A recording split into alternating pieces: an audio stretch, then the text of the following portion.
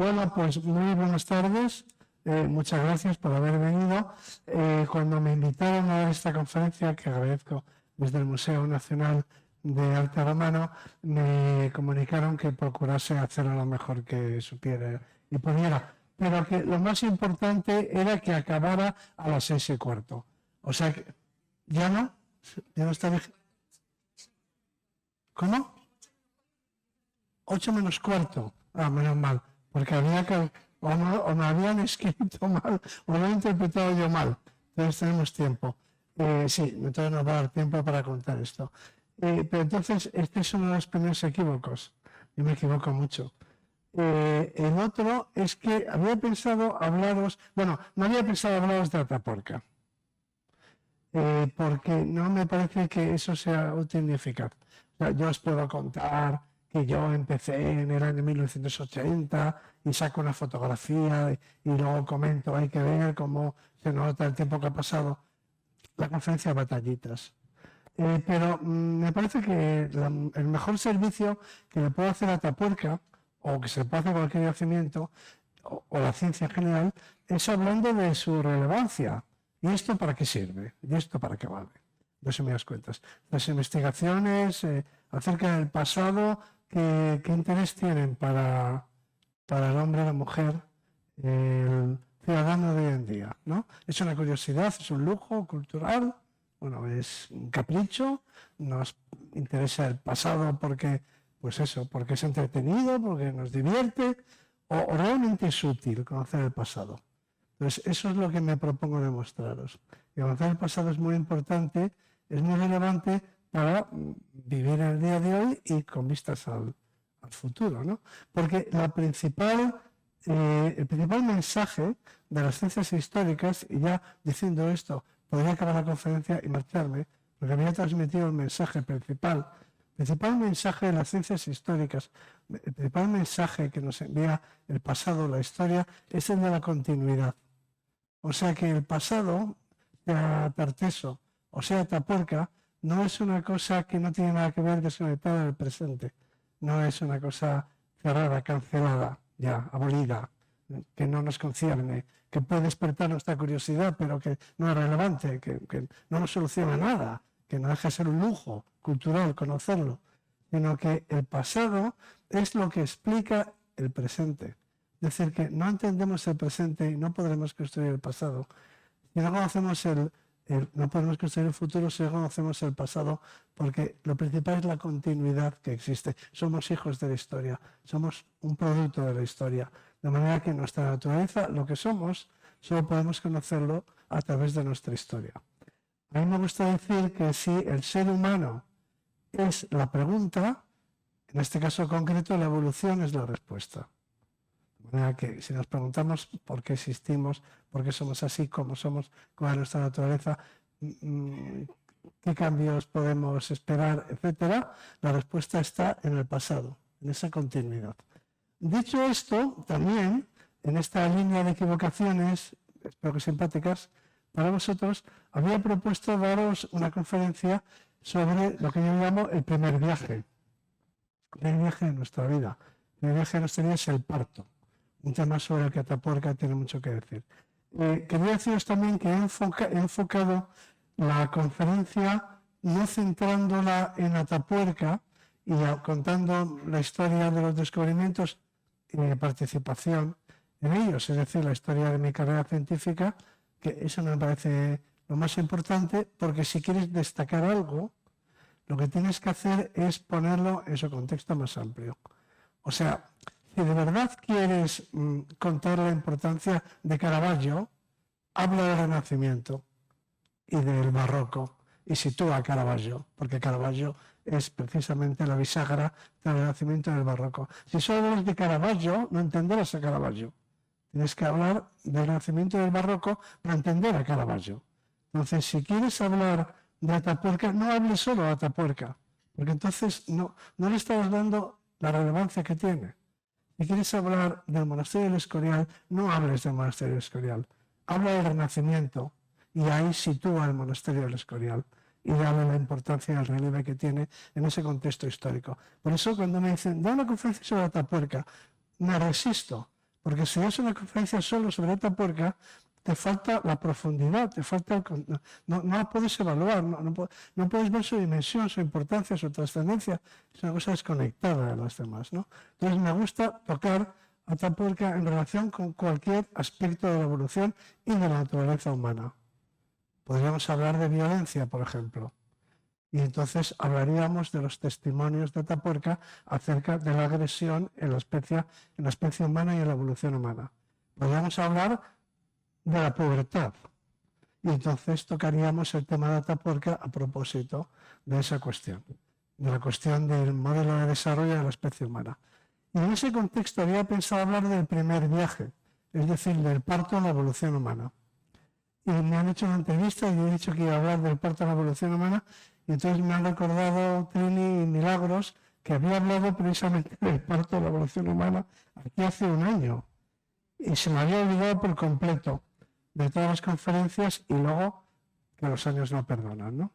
Entonces he pensado que en lugar de hablar del primer viaje de nuestra vida, voy a hablaros del último viaje de nuestra vida, el viaje final, el de la laguna Estigia, ese, el de la barca de Caronte, el último viaje de nuestra existencia.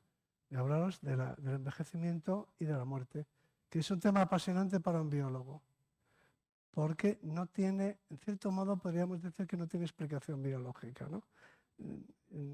No hay razón aparente por la que tengamos que sufrir este deterioro que llamamos y pérdida de facultades que llamamos envejecimiento, o senescencia, o senectud, y finalmente la muerte, cuando lo más difícil estaba hecho.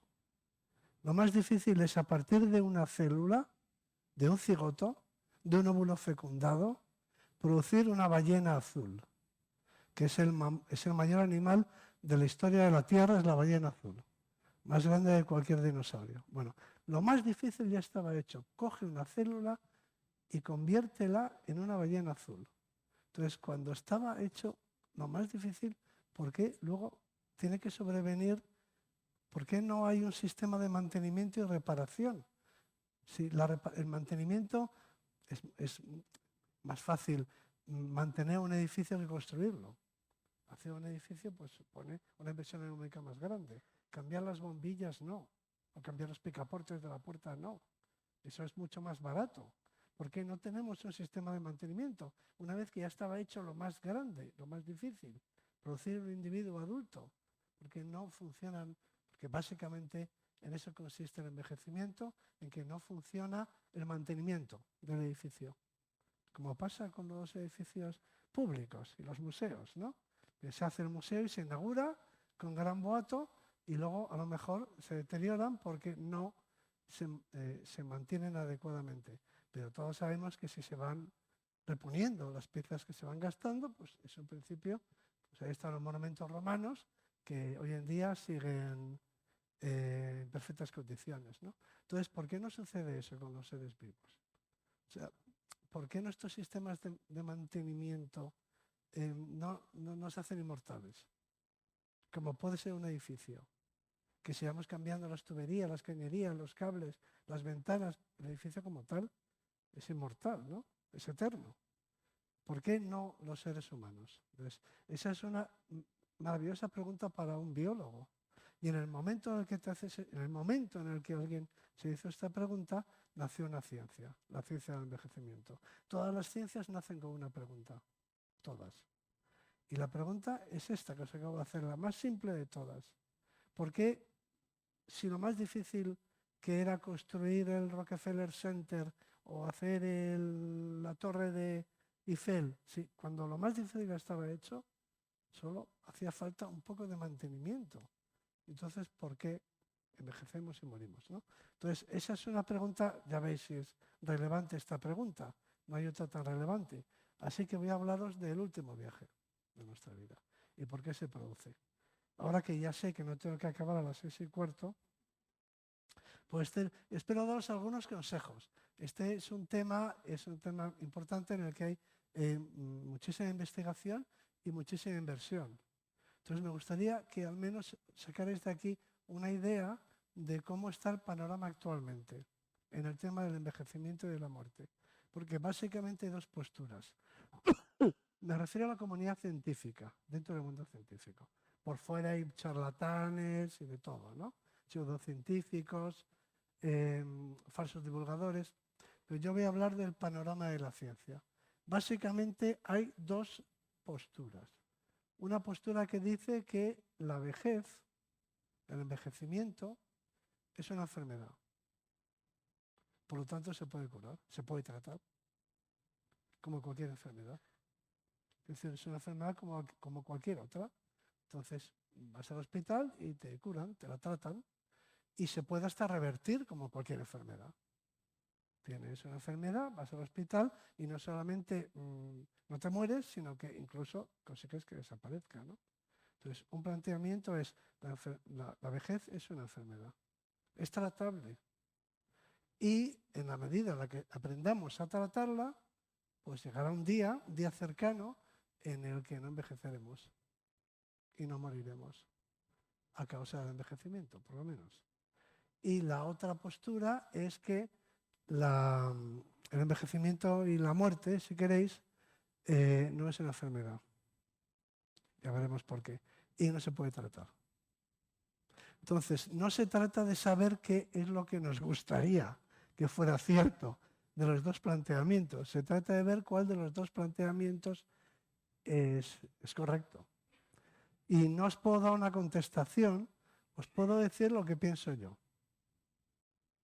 Y no son buenas noticias. Pero también podría estar equivocado. Porque hay otros que piensan justo lo contrario. Y es precioso, si lo pensáis bien, que estemos aquí en Mérida en el año 2024 y asistamos, no sé si el último, pero uno de los debates más importantes de la historia del pensamiento humano, de la ciencia humana. Y nosotros somos testigos. Está ocurriendo delante de nuestros ojos, lo estamos viendo, lo estamos viviendo. Algunos lo estamos investigando directamente. Es decir, que hemos tenido el privilegio de asistir, imaginaros que estuviéramos asistiendo en la época de Copérnico o de Galileo al debate acerca de si es la Tierra la que gira alrededor del Sol o si la Tierra es el centro del universo y el Sol y todos los demás cuerpos celestes giran alrededor de la Tierra. Y estuviéramos ahí, en ese momento, presenciando ese debate. Pues consideraríamos unos testigos privilegiados. Pues ahora estamos asistiendo a ese debate. ¿Es la vejez una enfermedad? ¿Se puede curar? ¿Se puede revertir o no? Y como en el caso de la Tierra y el Sol, hay dos posturas irreconciliables. Aquí no valen pactos como en la política. O sí o no. No hay arreglos. No hay componendas. O sí o no, como pasa en ciencia. Y la solución, calculo que en 10 o 15 años hay que aguantar. Hay que aguantar 10 o 15 años. No os garantizo que desaparezca la muerte dentro de 15 años, pero al menos asistiremos al desenlace de este debate. Bueno, esto que os traigo aquí es un cuadro en el que se representa, un cuadro de la mitología griega, por supuesto, estando en Mérida, en el que aparece la aurora, Eos, ahí, y su joven amante, joven entre comillas, como luego veremos, que es Titón o Titonus. ¿De acuerdo? La diosa Eos, la aurora, se enamoró de un joven humano. Se enamoró perdidamente. Y entonces, pero sufría porque ella era inmortal, como todos los dioses, pero su amor no lo era, porque era humano, no era inmortal, y se tenía que morir. Y entonces Eos le pidió, Eos es la versión griega de la aurora, la versión latina, le pidió a Zeus, Júpiter, según la versión que prefiráis, que hiciera inmortal a su amante, a Titón, a Titonus, que lo hiciera inmortal, y Zeus se lo concedió.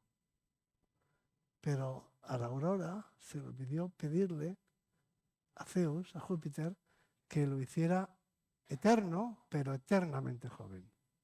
De manera que efectivamente fue inmortal, pero más viejo, cada vez más viejo, más viejo, más viejo. hasta convertirse en un ser horrible, en un grillo, dicen algunas versiones de este mito, ¿no? Aquí está todavía presentable, pero el proceso es imparable. Es imparable, ¿no?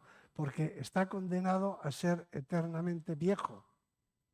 Y de lo que estamos hablando no es de ser eternamente viejos, sino de ser eternamente jóvenes, que es lo que se le olvidó a la aurora pedirle a Júpiter, a Zeus. Y por la mañana, al amanecer, en la aurora, cuando veáis las lágrimas de rocío, las gotas de rocío, pensad, según el mito, que son las lágrimas de Eos, de la aurora, que llora por la desgraciada suerte de su amante, condenado a ser eternamente más y más viejo. Entonces, este es el dilema. ¿Qué queremos ser? ¿Eternamente jóvenes o eternamente viejos? Pero los defensores de que la muerte es una enfermedad piensan que esta enfermedad se puede, como todas las enfermedades, se puede tratar y revertir. No solo cronificar, sino revertir. O sea que es un tema interesante, ¿no? ¿Sigo? Bueno, voy a seguir un poco. Este es como digo, es un tema científico en el que la evolución tiene mucho que ver. Es lo que os he comentado antes. Yo adoro a Caravaggio, pero me gusta Caravaggio si lo pongo en su contexto, en 1600, lo que está ocurriendo en ese momento, lo que están pintando otros, ¿no? Y por qué es lo que cambia Caravaggio en ese momento en la historia del arte. Bueno, pues estos son algunos de los grandes científicos que han cambiado el curso del pensamiento humano. Y este es un señor que se llama Theodosius Dobzhansky, que dice que nada en biología tiene sentido, y ahora estamos hablando de la vejez y de la muerte, pero valdría para eso y para la agresividad humana, vale para lo que queráis. Nada tiene sentido en biología si no se examina a la luz de la evolución, que es exactamente lo que he dicho yo al principio. Nada tiene sentido en la sociedad humana si no se estudia, si no se interpreta a la luz de la historia. Si hay más lejos, yo estoy hablando ahora aquí español, castellano, que es una lengua derivada del latín. ¿Por qué? Pues porque aquí estuvieron los romanos, ¿no? Y porque vencieron a los cartagineses. Si no, estaría hablando en hebreo, algo parecido al hebreo, si hubieran ganado los cartagineses. Es decir, que ¿por qué hablo latín? Pues porque ganaron los romanos. Si no, estaría hablando fenicio. De manera que no se entiende nada si no se examina el pasado. Y esa es la importancia de la historia. Por eso la historia es lo más importante de todo. Porque no hemos nacido ayer, porque somos sus hijos. Entonces no entendemos nada si no entendemos la historia. En la historia de la vida se llama la evolución. Y aquí otro señor del que voy a hablar a continuación, que es un premio Nobel, Sir Peter Medawar, decía que la alternativa a pensar en términos evolutivos es no pensar directamente, ¿no?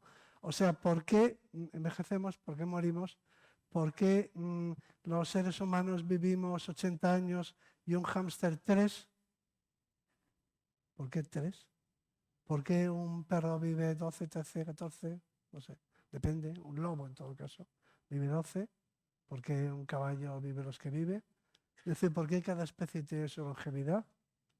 ¿Qué clase de capricho es este? ¿A qué obedece?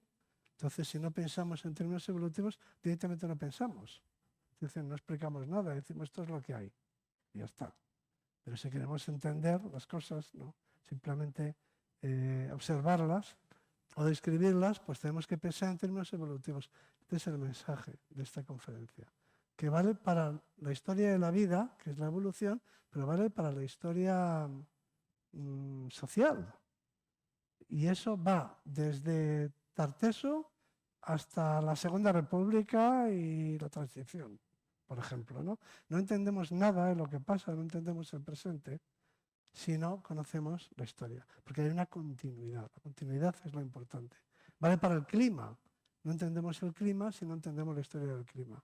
Por eso las ciencias históricas son una herramienta que utilizamos para entender las cosas y sin ellas no entendemos nada. Esa es su importancia. No solo porque es bonito, que también es bonito, pero no solo porque es bonito, no solo porque las ruinas y los monumentos son bonitos, sino porque son vitales para entender el presente. Bien, sigamos con estos sabios. Aquí tenemos, por supuesto, a Darwin, y como todo el mundo sabe, pues lo cambió todo, descubriendo la evolución o convenciéndonos del hecho evolutivo. Este Darwin que estuvo en las Islas Galápagos, ¿no? Y allí vio estas tortugas que viven 200 años. Entonces, ¿por qué una tortuga vive 200 años? ¿Tiene algún gen interesante? Pues si tiene algún gen lo podemos copiar. O sea, si el secreto de la tortuga está en alguna molécula, pues muy fácil. Averiguamos qué molécula es, la sintetizamos y nos la tomamos por las mañanas, como el omeprazol. Una cosa por el estilo. Entonces, la cosa tiene su importancia.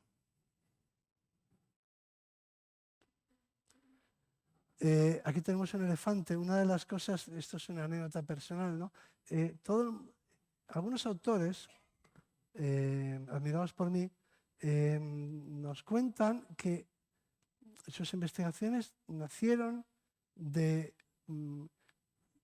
la perplejidad que les producía un tópico. O sea, algo que se repite continuamente sin que nadie se dé cuenta hasta que alguien dice, no lo entiendo, ¿por qué? Y se hace una pregunta. He dicho antes que toda ciencia nace con una pregunta. En el momento en el que se hace una pregunta, en ese momento está naciendo la ciencia. Bueno, y cada uno tiene su pregunta. Entonces, en mi caso fue el elefante. Cuando yo incluso estaba en la universidad, se decía que los elefantes, como tienen unas muelas, las que no me voy ahora a detener, pero tienen unos molares muy curiosos que van saliendo, pasando por el mismo alveolo en una secuencia que se van gastando. Los elefantes comen mucho, por lo tanto sufren mucho desgaste dental, pero se van reemplazando las piezas, hasta que ya solo queda una, la última muela, y yo oía decir, todo el mundo decía, se repetía en todas partes, era un tópico, que cuando su última muela se gastaba, el elefante se moría de hambre. Y todo el mundo decía, claro, claro. Y yo decía, no lo entiendo. No lo entiendo.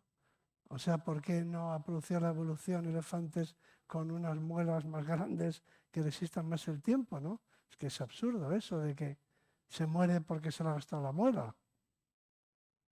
Es ridículo. La evolución podría producir muelas que durasen más, por ejemplo, ¿no?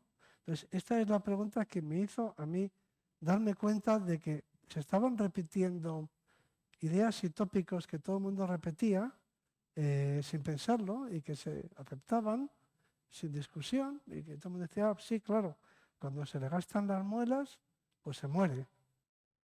Decía, pues no veo por qué. ¿No? Es que la evolución produzca muelas más resistentes o que duren más, ¿no? Y además sería muy fácil, porque podríamos, en nuestro caso, como no necesitamos a las muelas, ¿no? Podríamos vivir eternamente. Pero no. De momento. Esa era mi pregunta. Esa pregunta tiene mucho que ver con este coche que es el Ford T, el primer vehículo popular que lo hizo Ford. Y hay una cosa que se llama la ley de Ford, que me parece muy interesante. Ford se cuenta, a la cadena de montaje de su fábrica y dijo, bueno, ¿cuál es la pieza de este coche que dura más? Y le dijeron, pues no sé qué pieza mecánica. Y dijo, ¿cuánto dura esta pieza mecánica? Y le dijeron, pues puede durar 300 años. Y dijo, que la cambien inmediatamente. Porque ¿para qué queremos fabricar una pieza que dura 300 años si las otras piezas duran 10? O sea, estamos sobredimensionando, estamos haciendo una inversión inútil, porque el coche se va a estropear, va a dejar de funcionar y hemos gastado dinero en vano, ¿no? Entonces, si lo pensáis por un momento, de manera que en principio en los coches todas las piezas duran más o menos lo mismo. Porque si hubiera algunas piezas que durasen mucho más que otras, rápidamente se abaratarían costes fabricando versiones menos duraderas de esas piezas. ¿Me seguís el razonamiento? De manera que en los aparatos, en general, en los aparatos que compramos, todas las cosas se estropean a la vez. ¿No os habéis dado cuenta? En mi coche, pues ya se le ha caído la matrícula, pero tampoco funciona la radio, pero tampoco funciona el limpia. Es decir, es como si todo se estropeara al mismo tiempo. Esa es la ley de Ford. No tiene sentido que mi coche tenga unas piezas que duran 500 años cuando no, a los 200.000 kilómetros hay que tirarlo. ¿Vale? Luego, en los aparatos mecánicos, casi todo se estropea a la vez. Y en las casas y en todo lo que fabricamos los seres humanos. Ya pensarlo por un momento. Y también en vosotros. Cuando uno se hace viejo, todo se estropea a la vez, ¿no? ¿Se cumple o no se cumple la ley de Ford? La próstata, las cataratas, todo se estropea al mismo tiempo, ¿no? Parece que está cumpliendo a rajatabla la ley de Ford, ¿sí o no? Todo se estropea a la vez. Porque no tendría ningún sentido que pasara lo del elefante, ¿no? Que viera una pieza de nuestro cuerpo que a los 50 años dejara de funcionar y las demás funcionasen ilimitadamente, ¿no? De manera que todas las piezas se estropean a la vez. Todas las enfermedades aparecen al mismo tiempo. Se llaman enfermedades crónicas. Todas las enfermedades que se manifiestan en general a partir de los 60 años, todas ellas aparecen al mismo tiempo. Luego hablaremos de ellas. Aparecen todas juntas, ¿no? Como si fuera un coche, como si fuera un aparato. Curiosa, ¿no? Esta comparación. Luego vamos a ver por qué. Bueno, y aquí aparece un señor muy listo que se llama Haldane, que estudiaba esta enfermedad que se llama la Corea de Huntington, el mar de Huntington, el baile de San Vito, una enfermedad neurodegenerativa. Y este Haldane, que era un señor muy inteligente, se hizo la pregunta que constituye el momento fundacional, el natalicio, el nacimiento de la ciencia del envejecimiento. Él se preguntó, esta enfermedad, la Corea de Huntington, sus síntomas se manifiestan pues, a partir de los 30 años y antes de los 40, entre 30 y 40.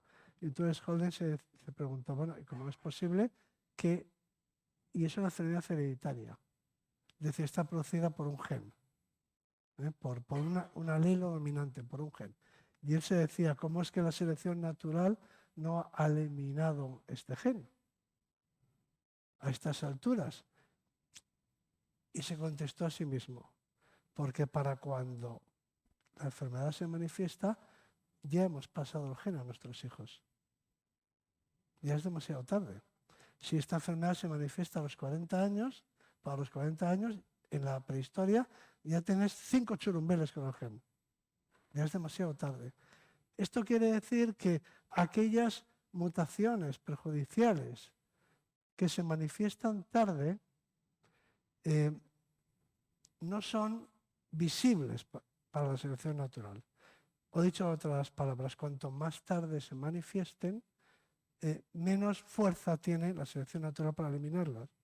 Una enfermedad que se manifiesta a los 80 años, por ejemplo, pues es invisible para la selección natural, porque para entonces, en la prehistoria, ya hemos tenido 15 hijos que son portadores de ese gen. ¿Os dais cuenta de cómo razonó? Ese es el comienzo de la ciencia moderna del envejecimiento. Y ahora aparece aquí este otro señor, que fue premio Nobel, Peter Medawar, que es el padre de los trasplantes, un inmunólogo, que estudió el rechazo de los trasplantes. Es el padre de la inmunología asociada a los trasplantes. Y publicó un artículo muy interesante en el que comparaba a los individuos de una especie, humana o de la que queráis, los individuos de una especie con los tubos de ensayo de su laboratorio o con la cubertería de la boda, da igual. Se van rompiendo con los años, se van rompiendo los vasos de la cubertería o los tubos de ensayo del laboratorio, se van rompiendo accidentalmente. Es decir, a los vasos no envejecen, los tubos de ensayo no envejecen, siempre están igual, no pierden sus propiedades, pero como se van rompiendo a un ritmo más o menos constante, pues al final no queda ninguno. Hay que comprar nuevos vasos, o hay que comprar nuevos tubos de ensayo. ¿Me seguís? De manera que aunque el cristal no envejezca, cada vez hay menos tubos de ensayo, cada vez hay menos vasos en la cubertería, tal y como aparece ahí. Lo que quiere decir que a partir de determinado tiempo, el que sea, quedan tan pocos vasos, tubos de ensayo, lo que queráis, que es irrelevante lo que les pase. Y un gen que se exprese cuando ya no queda ningún tubo de ensayo o cuando quedan muy pocos, va a pasar inadvertido para la selección natural. ¿De acuerdo? A ver si lo explico de otra manera. Esta es la prehistoria. Bien, aquí están nuestros antepasados. ¿Cuántos años vivían? Podemos preguntarnos. Llevaron una vida muy difícil. ¿Cuántos años vivían? Bueno, tenemos medios de saberlo, estudiando los esqueletos en los yacimientos, y tenemos poblaciones modernas de cazadores y recolectores que llevan una vida como la de nuestros antepasados. Estos son los Hadza del lago Yassi. Aquí estuvimos visitándolos, Mila también, que está aquí sentada. Estuvimos haciéndoles unas fotos, una experiencia muy interesante. Ahora vamos a ver un grupo. Aquí abajo aparece un grupo de mujeres, ¿no? Esta mujer que aparece aquí se llama Dede, tiene 70 años, y ahí aparece con sus hijas y nietos, ¿no? Pero son conversaciones muy interesantes entre Dede. Las mujeres no hablaban con los hombres, no hablaban conmigo, quiero decir, pero sí hablaban con Mila, aquí presente, ¿no? Y podían, porque sí conversaban, tenemos hábitos sociales, ¿no? Pero no hablaban pero no es que no podían hablar, hablaban, pero no hablaban de sus cosas, ¿no? Entonces, esta Dede le dijo a Mila, si no me equivoco, le dijo, hemos oído decir que las mujeres blancas solo tienen 2 hijos. Y claro, y le preguntó Dede a Mila, le dijo, ¿cuántos hijos tienes tú? Y Mila dijo 2. Y ella dijo, claro, efectivamente, ¿no? Lo que nos habían contado, ¿no? Lo que nos habían contado. Bueno, esta Dede murió al poco, o sea, con 71, 72 años, ¿no? Entonces aquí tenéis la pirámide demográfica de los Hadza, que puede ser a todos los efectos la pirámide demográfica de nuestros antepasados de Altamira, o incluso la pirámide demográfica de Mérida en el siglo XIX. ¿No? Porque prácticamente la esperanza de vida prácticamente no cambió desde el Paleolítico hasta el siglo XX. En España, por ejemplo. Al comienzo del siglo XX teníamos una esperanza de vida similar a la de Altamira. O sea que no cambió la esperanza de vida en todo ese tiempo. Digamos que el aumento de la esperanza de vida es un fenómeno muy reciente. Bueno, como podéis ver, pues se van muriendo, pero algunos, no sé si le he dado al botón, se van muriendo, pero algunos llegan hasta los 70 años. De manera que algunos, muy pocos, llegan hasta los 70 años. En otras palabras, cualquier gen perjudicial que se exprese a partir de los 70 años pasa desapercibido a la selección natural, porque no queda nadie a esas edades. Es decir, porque ya se han muerto todos. Todos los genes que se manifiestan cuando ya no queda nadie, obviamente, son invisibles a la selección natural. La selección natural no los ve. Entonces, en nuestro genoma se han ido acumulando genes que son perjudiciales, pero a partir de una edad a la que casi nadie o nadie llega. ¿Cuál es el problema? Que ahora sí llegamos. De forma que si en esta población hay un gen, para que lo entendáis, que se manifiesta a los 75 años, da igual, porque nadie vive más de 70 años, pero nosotros sí, y ellos también. De manera que si esta población mejora su longevidad y sus estadísticas demográficas y dejan de ser cazadores y recolectores y tienen mejores cuidados médicos y asistencia hospitalaria y en lugar de morirse a los 70 años el que más, pues viven hasta los 90, entonces se manifestarán esos genes que se expresan en edades avanzadas. ¿Entendéis el razonamiento? Por lo tanto, si esta teoría, la de Medawar, es correcta, la vejez, el envejecimiento, consiste en estos genes, estas mutaciones perjudiciales que se expresan a edades avanzadas, a las que nosotros no deberíamos estar vivos. En otras palabras, no hay una causa única de muerte o de envejecimiento. Son muchos genes, son montones de genes que se han ido acumulando. La vejez no es una enfermedad, no hay un solo factor. Es un conjunto de mutaciones que se expresan tarde, a edades a las que en la prehistoria no estaríamos vivos. A ver si os lo explico para que lo entendáis. La mayor parte de mis amigos, hace solo una generación, estarían inválidos y ciegos. La mayor parte de mis amigos están operados de cataratas y muchos tienen prótesis de cadera o de rodilla. Bien, esos hace 50 años serían ciegos, inválidos. Y en el Paleolítico muertos, porque ciego, inválido, no duras un día. ¿Qué sucede? Que esas enfermedades que se manifiestan tarde, en la prehistoria no llegaban a manifestarse, porque la gente no llegaba a vivir los años que vivo yo. Vamos a poner que 70 es un poco la longevidad de nuestra especie, el tope, en condiciones naturales. Yo tengo 69, o sea que falta uno. El periodo de garantía, para entendernos, ¿no? De forma que a partir de esa edad, de acuerdo con esta teoría, empezará a manifestarse enfermedades, pues eso, enfermedades de viejos, que en la prehistoria no se manifestaban porque nadie vivía tanto. Pero ahora sí, como no morimos a los 70, pues tenemos un lastre de genes.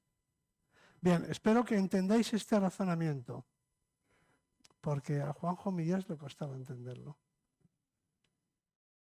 Vale. Bueno, aquí tenemos, hablando de esperanza de vida, la esperanza de vida en 1910 en España es de 40 años, esperanza de vida al nacimiento. Fijaros que bajó a los 30 con la gripe española, porque la gripe española mataba niños. A diferencia del COVID, que mata mayores, el COVID no ha tenido prácticamente incidencia en la esperanza de vida, porque mata mayores. Sin embargo, la gripe española mataba niños.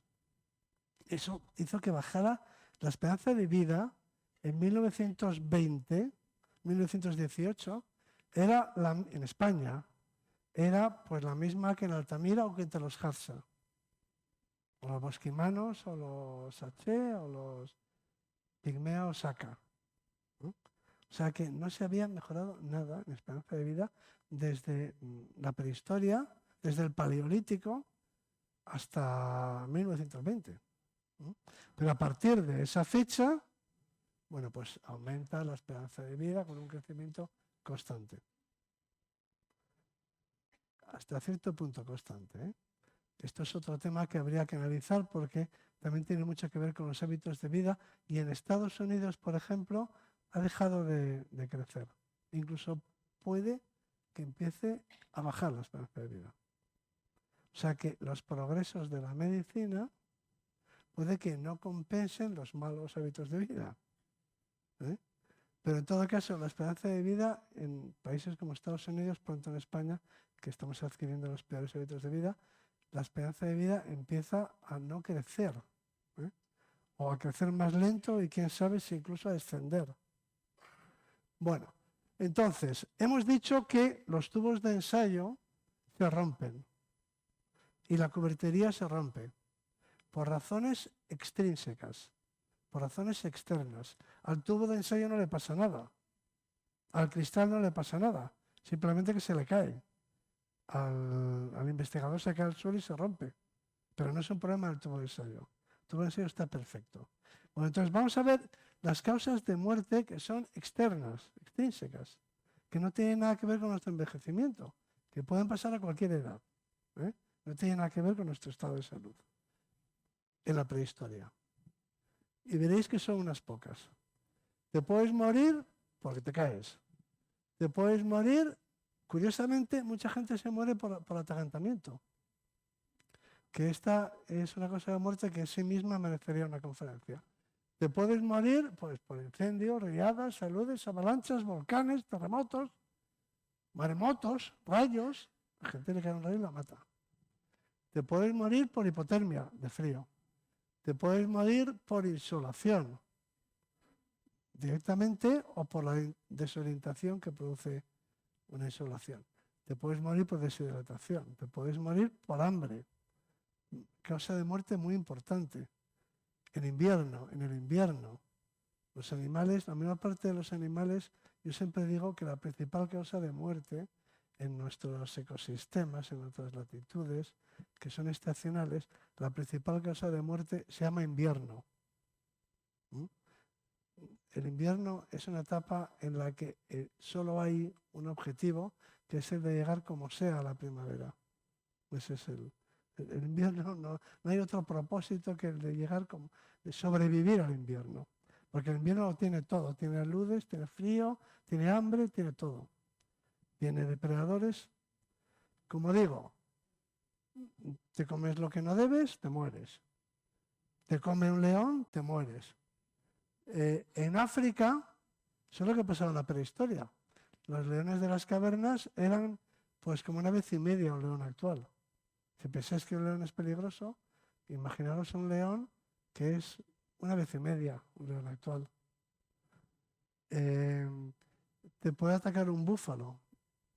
En África, las principales causas de muerte no son los leones, sino los hipopótamos y los búfalos.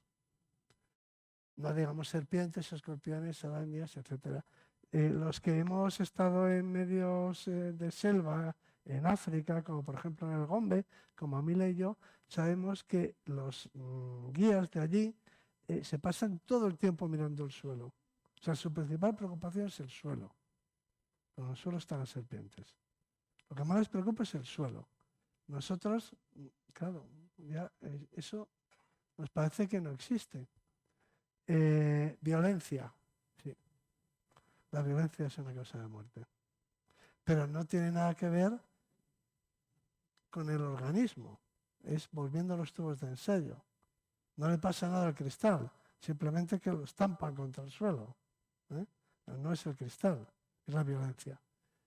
El parto distóxico, la gente se muere de parto, se moría de parto cuando no había asistencia. Están los parásitos, de los que ya no nos acordamos, pero que son importantísimos. Parásitos grandes, parásitos pequeños, no sé, la malaria, por ejemplo, es una causa de muerte muy importante en el mundo. La malaria mata millones de personas, es una causa de muerte. Y luego, pues, las infecciones y demás. Entonces, de manera que hay muchas causas de muerte. Es muy difícil llegar a los 70 años. Muy, muy, muy, muy difícil. Porque o te mata una u otra. Muy difícil llegar a los 70 años. Entonces, claro, quedan tan pocos a partir de los 70, lo que decíamos antes, que cualquier gen que se manifieste o se exprese después de los 70, pues es que en la naturaleza pasa desapercibido. Sin embargo, porque ya te has muerto. Sin embargo, entre nosotros no, porque ya no vivimos en esas condiciones. Bueno, esta es una causa de muerte. Esta es una causa de muerte muy divertida, porque aquí tenemos un león que está comiendo una cebra, pero al león se lo están comiendo las garrapatas. Bueno, y la violencia es una causa de muerte. Y por ejemplo, una causa causa de muerte muy extendida entre los pueblos de la Tierra es el infanticidio. El infanticidio es abundantísimo, es una causa de muerte. Es decir, que no solo en la actualidad hay guerras, también en el pasado. Y ahora viene Atapuerca. En Atapuerca tenemos, o sea, la señal de violencia en Atapuerca es abrumadora, abrumadora. Por ejemplo, esta especie, Montecesor, que tenemos en uno de los yacimientos, un yacimiento de los más antiguos, con cerca de 1 millón de años, tenemos numerosos restos humanos que están ahí porque se los han comido. Es decir, no como los del avión de los Andes. Es violencia, muerte y luego consumo. Se los han matado y se los han comido. Es un caso de violencia. Y luego, pero violencia a gran escala, violencia sistemática. Y luego tenemos este otro yacimiento, que es el yacimiento de la Sima de los Huesos, que es un yacimiento que ha proporcionado muchísimos restos humanos, muchísimos. Y viendo estos restos humanos, estudiándolos, vemos que los cráneos, por ejemplo, están llenos de impactos, de golpes, llenos de impactos. Es decir, que hay mucha violencia. En otras palabras, hay muchas señales de violencia en la prehistoria en general. Y de canibalismo y de infanticidio no tenemos violencia, pero tenemos indicios, pero probablemente los hubiera. De manera que la violencia parece estar muy presente en la prehistoria. Y eso, por supuesto, pues reduce la esperanza de vida, ¿no? Eso no quiere decir que todo fuera violencia. En la Sima de los Huesos tenemos también este caso de un niño, una niña, más bien, que tuvo una patología grave, que es una sinostosis de las suturas del cráneo, más o menos en torno al parto, quizá producida por el estrés del parto, y como consecuencia de eso el crecimiento del cerebro fue un crecimiento anómalo, asimétrico, porque no podía crecer normalmente, porque esta sutura se le cerró en el momento del nacimiento. Entonces, eso hizo que el cráneo pues, creciera de forma anormal y que tuviese un aspecto deforme, o por lo menos anormal, en el sentido de que alejado de la norma. Yo creo que este es el momento de hacer un descanso para que todo el mundo apague su móvil. ¿No? Los tomamos. Yo voy a dar ejemplo.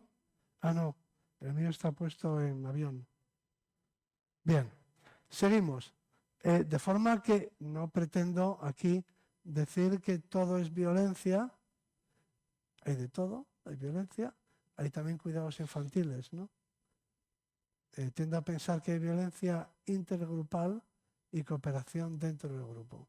Pero bueno, este es el ejemplo de esta niña que vivió hasta los 9 años, siendo un individuo muy necesitado de cuidados, seguramente además con trastornos de comportamiento y con muchas patologías, con muchos síntomas. Y este otro también es muy importante, este es un individuo de los más... De hecho es el primer viejo de la prehistoria.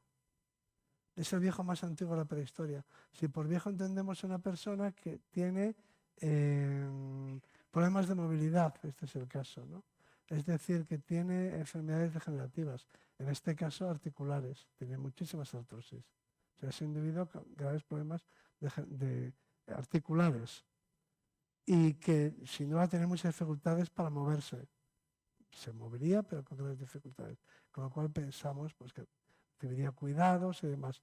En la prehistoria hay cooperación, solidaridad, probablemente dentro del grupo, pero hay violencia, territorialidad, agresión, etcétera, seguramente entre grupos, ¿no?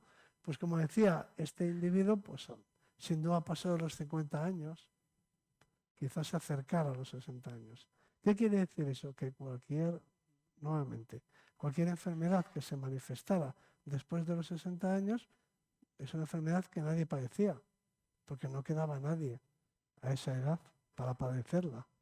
En el momento en el que se prolonga la vida, que es nuestro caso, hemos prolongado la vida mucho más allá de lo que dura en condiciones, en fin, naturales, pues aparecen todas esas enfermedades.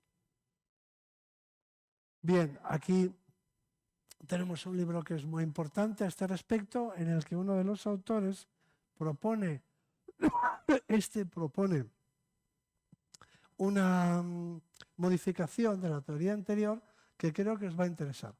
Este señor, que se llama George Williams, dice, bueno, siendo cierto todo lo que se ha dicho hasta ahora, también es un hecho que nosotros los seres humanos, nuestra, digamos que nuestra pérdida de facultades no empieza a partir de los 70 años, como puede verse en las carreras de maratón, como puede verse en el deporte en general. En el deporte en general, ¿cuáles son los mejores años para la práctica deportiva? Entre 20 y 35. Son los mejores años para la práctica del deporte. A partir de los 35 los deportistas se retiran o juegan en categorías peores. Luego hay un periodo. Curiosamente, ese periodo es el periodo más fértil de la vida. La época en la que la probabilidad de concebir es más alta, por ejemplo, las mujeres, está en torno a los 30 años. Pero que también la fertilidad desciende, como cualquier otra facultad humana, como cualquier otro sistema corporal. Es decir, todo se deteriora, se pierden capacidades reproductivas y a la hora de correr. O sea, no es verdad que la vejez empiece a partir de los 70 años, cuando deberíamos estar muertos. Empieza mucho antes. Todos los deportistas profesionales lo saben. Cualquiera que corra una maratón lo sabe. Estos son los resultados de la maratón popular. Para que veáis que el tiempo que invierten en completar los 42 kilómetros, para cada categoría de edad, el que llega primero, pues va subiendo, va subiendo, va subiendo. Pero esta pérdida de facultades empieza entre los 35 y los 40, que es la edad a la que los deportistas se retiran. ¿Nadal cuántos tiene? 37, ¿no?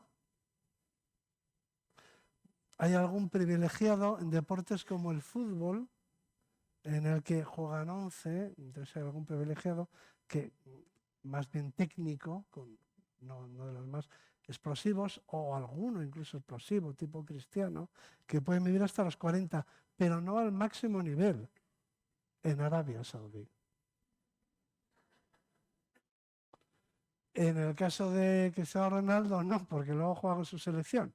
Yo quiero decir, todo el mundo sabe que hay unas edades para hacer el deporte, las que son óptimas, que coinciden con las más fértiles de la vida. Es decir, todo apunta de que estamos optimizados a ese intervalo de edad. Entre 20 y 40 es para lo que está optimizado nuestro cuerpo. Entre 20 y 40. Y a partir de los 40 vamos perdiendo facultades. Aunque no aparezcan las enfermedades mortales, pero simplemente corremos menos en la maratón. Y los deportistas se retiran. Ahora os voy a comentar una cosa que os va a interesar y que tiene sentido aquí. Ahora ya sí que tengo que ir terminando. Y que tiene sentido aquí. ¿Sabéis cuál es la edad? Lo sabemos por las lápidas de los gladiadores romanos. ¿Sabéis entre qué edades combatían los gladiadores romanos y a qué edad se retiraban? Pues yo lo voy a decir. Entre 20 y 35. A partir de los 35 dejaban de combatir. Porque esa es la edad óptima del ser humano. De manera que estamos optimizados. Y eso es una variable que se añade a la teoría de Medawar. Es una aportación que dice que, bueno, las enfermedades esas letales, digamos, se producen a partir de los 70 años, pero antes de llegar a eso hay una pérdida general de facultades porque estamos optimizados reproductivamente y en el resto de las cosas para dar el máximo entre los 20 y los 35 años. Aquí es lógico. Bien, eso quiere decir que esto no tiene remedio, contado así. Esto de la vejez no tiene remedio. Esta se conoce como pleiotropía antagonista y dice que un buen ejemplo de lo que estoy diciendo es la próstata. La próstata, cuando mejor funciona, es de nuevo entre los 20 y los 35. Y se convierte en un problema a partir de los 70, ¿no? ¿Por qué? Pues porque está optimizada para dar el máximo, para funcionar en la época más fértil de la vida, de los 20 y los 40. Y a partir de ahí, pues se van perdiendo facultades. Es decir, tú tienes que, es como si la selección natural, como si la evolución, optimizara los organismos para una edad determinada. Y a partir de ese momento siguen viviendo, pero van perdiendo facultades, ¿no? Bien. Pero ahora vamos a ver, pero todo esto no te mata. Pierdes facultades, pero sigues corriendo, ¿no? Se retiran, pero se retiran millonarios. Enseguida se arruinan, pero se retiran millonarios. ¿Eh? O sea que a los 35 a lo mejor tienes que dejar de correr, pero no te mueres. Pero a partir de cierta edad te mueres. No es que dejes de correr, es que te mueres. La muerte que viene de dentro. Ya nos lo dice Quique San Francisco. Hay una muerte que viene de dentro. ¿Cuál es esta? Las enfermedades llamadas crónicas, que son estas que aparecen aquí, que son las enfermedades del corazón, el cáncer, la EPOC, las enfermedades respiratorias, ictus, Alzheimer, diabetes, enfermedades renales crónicas. Bien, todo esto aparece de pronto. Y tú dices, pero si esto no estaba. ¿De dónde viene esto? ¿De dónde ha salido esto? Si antes no había. Si antes no teníamos cáncer ni enfermedades. ¿De dónde viene? Pues viene de que son las famosas enfermedades que antes nadie padecía porque nadie llegaba a los 70. Pero que estaban allí sus genes. En el momento en el que empezamos a hacernos viejos, a superar nuestra edad, nuestra longevidad de especie, empiezan a aparecer todas estas enfermedades. Bien, estas enfermedades tienen un componente ambiental, tienen que ver con nuestros hábitos de vida. Es decir, ¿qué podemos hacer? Podemos mejorar nuestros hábitos de vida. No me voy a meter en esta cuestión, pero es muy divertida, pero aquí hay esas disputas que habréis oído hablar acerca de cuál es la cocina más sana, la dieta más sana. Entonces tiene muchos partidarios la dieta mediterránea. Pero para los amantes de los caldos han salido la semana pasada unos artículos defendiendo la dieta atlántica, la dieta gallega, el caldo gallego, todo eso. Es decir, lo de cuchara, la dieta gallega, aquí la tenéis. Bien, esto también, y esto de aquí. Esta es la mediterránea, pero bueno, la dieta gallega también tiene sus partidarios. Bien, estos hábitos saludables, pues obviamente retrasan la aparición de determinadas enfermedades y deben ser defendidos. Prácticamente para terminar, hasta ahora lo que he venido contando es que no hay mucho que hacer, porque las enfermedades crónicas, las que nos llevan al otro barrio, 2 metros por debajo de tierra, que se dice en inglés, esas enfermedades se han acumulado a lo largo de nuestra evolución, porque son enfermedades que estamos optimizados para funcionar muy bien en todos los sentidos entre 20 y 40. Y luego un poco más, pero más no, porque como antes nadie llegaba a esas edades, pues no se manifestaban. Ahora que todos pasamos de los 70, pues todo eso sale a relucir. Entonces, bien, podemos comer más sano, podemos hacer ejercicio, todo eso sano es bueno, es conveniente, pero el problema no se soluciona, no es un tratamiento para la vejez. Entonces, esa es la mala noticia. Que podemos, sí, poner parches, podemos mejorar mucho la calidad de vida. Es decir, que es a lo que yo aspiro particularmente. No hacer la vida más larga, sino más ancha. Es decir, me parece una maravilla la medicina. Tienes cataratas, te las operan y sales andando y viendo. Tienes problema de cadera, que en otra época pues directamente te llevaría a la silla de ruedas y hoy en día subes un 8000. Entonces eso es maravilloso, eso es lo que tiene que concentrarse la medicina, ¿no? Tienes un problema de corazón, te ponen un bypass, un stent. Te solucionan la vida, te hacen la vida mejor, te dan más calidad de vida, pero no más duración de la vida. se mejora la calidad de vida.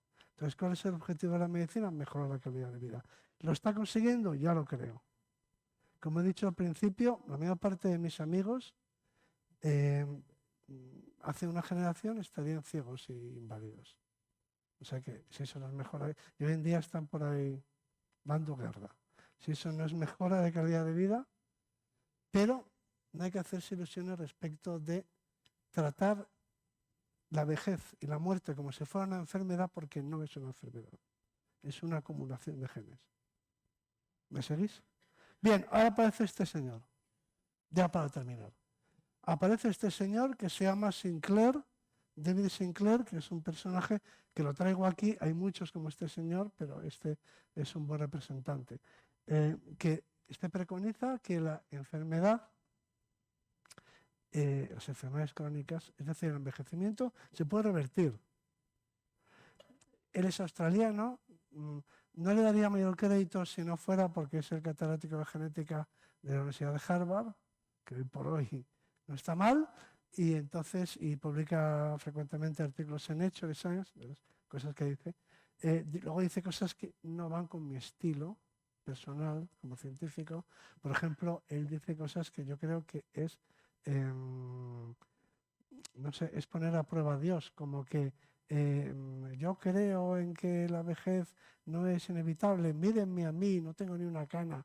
Eso yo creo que es poner a prueba al Altísimo. Yo no me atrevería, no vaya a ser que te den un escarmiento, pero va diciendo esas cosas como que no tengo ni una cana, ni una arruga. Está bien que él defienda sus teorías, pero parece que es provocar al Todopoderoso diciendo cosas del estilo de no tengo ni una arruga. Espérate un poco. Bueno, total. No solo eso, sino que él además es presidente y propietario de varias compañías farmacéuticas. Pero que no lo oculta y lo defiende. Y tiene razón. Y ahí le doy la razón. Porque él dice, bueno, ¿y eso qué tiene que ver? O sea, los artículos mando a Nature, a Science, los artículos científicos los revisan expertos y dicen lo que les parece bien, malo, regular y lo publican. Que yo tenga unas industrias farmacéuticas, quiere decir que no me crea ningún conflicto de intereses. El artículo es bueno o es malo independientemente de que yo invierta en compañías farmacéuticas o juegue al golf, ¿no? Y por otra parte dice, y es que solamente tendremos el desarrollo y la evolución de los fármacos, necesita grandes inversiones. Bueno, en fin, ¿qué es un personaje? En pocas palabras. Entonces, este señor opina que la enfermedad, que la vejez es una enfermedad que se puede curar y revertir. ¿Por qué? Porque no están los genes, según él. Entonces, todo lo que se ha dicho hasta ahora de que están esos genes que se expresan tarde, él dice, no me lo creo. Entre otras cosas, ¿por qué no se lo cree? Pues por la clonación. Nosotros ahora, la semana pasada se clonó un macaco. En este caso a partir de una célula fetal, pero es igual. La oveja Dolly se clonó a partir de un individuo adulto. Y el cordero que nació no tenía la edad de la célula, sino que empieza de cero. Luego el problema no está en los genes. Esa es su teoría.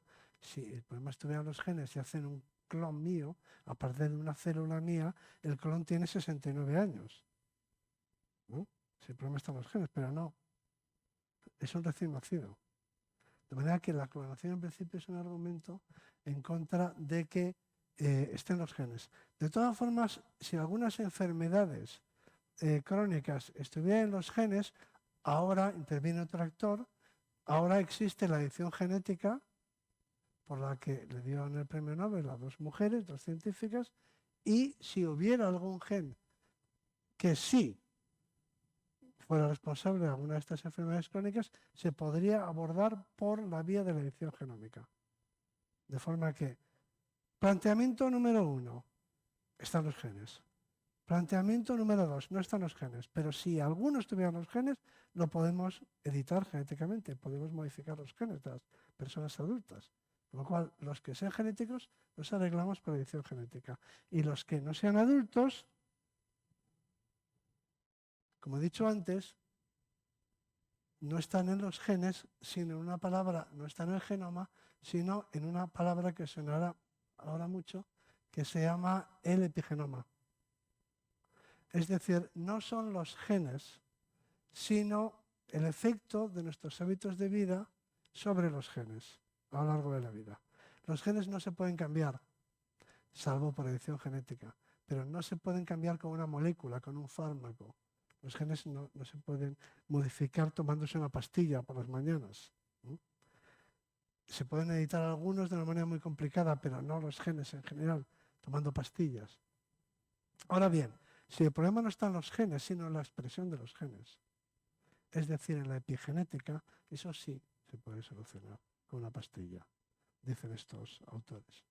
De manera que, para que lo entendáis, es como si los genes fueran el hardware, que no se puede modificar, y la epigenética fuera el software. Y el software sí que se puede modificar. De manera que es una enfermedad y se puede tratar. Porque el problema no está en los genes, sino que está en la expresión de los genes. Y la expresión de los genes se va modificando a lo largo de la vida. Es decir, lo que nos hace envejecer no son los genes, sino los hábitos de vida y procesos y agresiones del medio ambiente que modifican la expresión de nuestros genes, la epigenética, en resumidas cuentas. Y eso sí sería tratable, eso sería software, se podría modificar. En pocas palabras, para terminar, este es el momento en el que estamos ahora. Día no sé cuántos de enero, que no lo sé, del año 2024. Una línea de investigación que dice que la vejez y la muerte, las enfermedades crónicas, están en los genes, que se han acumulado porque nuestros antepasados no vivían más de 70 años y que por lo tanto se manifiestan a partir de los 70 años. Y también porque estamos optimizados para tener nuestro óptimo entre los 20 y los 40 años. Esos son los que opinan que, no sé, que la Tierra gira alrededor del Sol. Vamos por caso. Los otros, el otro bando, no está en los genes, está en la epigenética, está en los cambios en la expresión de los genes que se van produciendo a lo largo de la edad. Luego, si queréis, os digo cómo se puede modificar la epigenética, pero en principio es como el software, se podría modificar con moléculas, con fármacos, y por lo tanto el proceso de envejecimiento, que sería simplemente los cambios que a lo largo de la vida se producen en el epigenoma, se pueden revertir y se puede rejuvenecer. Es decir, puede uno volver a tener en sus células un epigenoma de recién nacido. No conviene llegar tanto. Vamos a decirlo de 20 años. De 20 años. De manera que el truco consistiría en encontrar esas moléculas que sean capaces de reparar nuestro epigenoma. Los genes no se pueden cambiar. El epigenoma se deteriora con los años, pero ese deterioro se puede frenar. Y aún más, se puede revertir. Te pueden dejar el epigenoma como nuevo. De manera que si estos señores tienen razón, y estamos hablando de la catedrática de genética de Harvard, a la vuelta de 10 o 15 años, bueno, yo creo que van a empezar ya la publicidad, porque luego está toda la parte de la publicidad engañosa.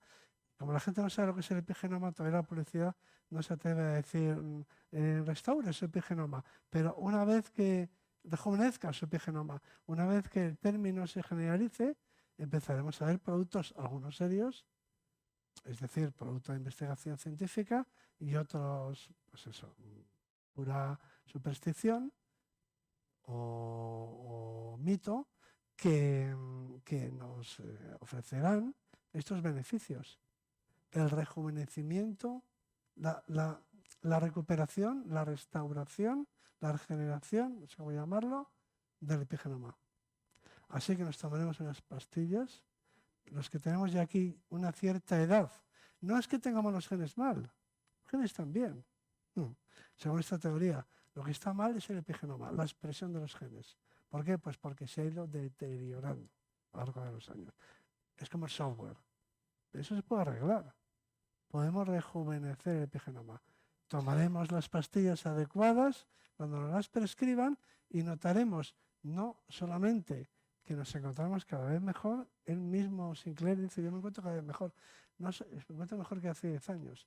No solamente nos encontraremos cada vez mejor, sino que volveremos a tener un cuerpo en toda su plenitud.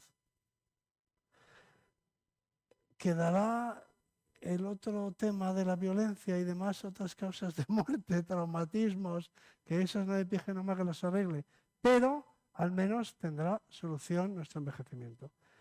Y si me invitáis dentro de 15 años, os diré cómo está la cosa. Pero quiero decir que esto se publica en las revistas científicas, esto no es de las revistas del corazón, estas son cosas que se van publicando, aparecen moléculas que supuestamente son capaces de regenerar, vamos a decir así, de restaurar, de recuperar nuestro epigenoma, que es lo que ha envejecido. En otras palabras, es como si, me acaba de ocurrir este ejemplo, ¿no? Es como si tú dices, veo mal, veo cada vez peor. Debo de tener algún problema de cristalino, o debo tener algún problema genético. Entonces te dicen, hombre, no, que es que tiene las gafas rayadas. Entonces te quitan las gafas y te dices, pues ahora veo de maravilla, ¿no? O sea, ese es el símil que se me acaba de ocurrir sobre la marcha. El epigenoma sería como las gafas. O sea, el problema no está en los ojos, sino en las gafas. De manera que sí, somos capaces de regenerar el epigenoma. Los que estáis aquí, y yo mismo, si aguanto hasta entonces, pues no solamente me pasará como al pobre novio de Eos, de Aurora. O sea, no solamente dejaré de envejecer, sino que volveré a mis años de plenitud. Tengo que decir que en mi caso eso no es gran cosa. Mis años de plenitud no los recuerdo como una cosa espectacular. Me veo bien ahora. O sea que yo me quedaré aquí, porque tampoco es que tenga un recuerdo de que a los 20 años yo era aquí un Adonis. Pero bueno, en fin, y así están las cosas. En resumen, bibliografía. Hay que leerse todo lo de Arzuaga,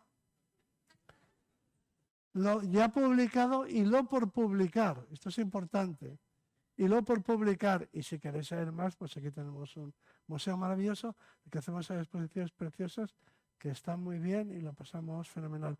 Y luego, por otro lado, en Burgos, con lo del cambio climático, ya no hace el frío que hacía antes.